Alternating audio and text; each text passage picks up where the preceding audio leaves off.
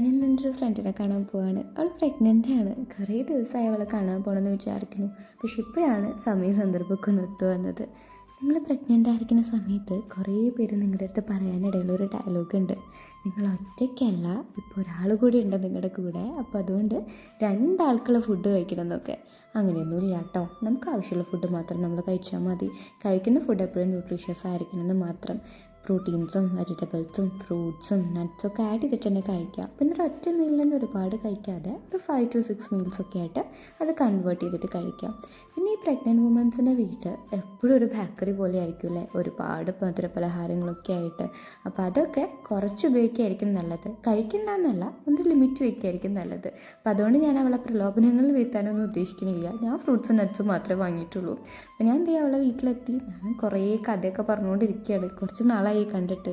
അപ്പോൾ കഥയൊക്കെ ഇവിടെ നടക്കട്ടെ. അപ്പോൾ നമുക്ക് പിന്നെ കാണാം. ബൈ.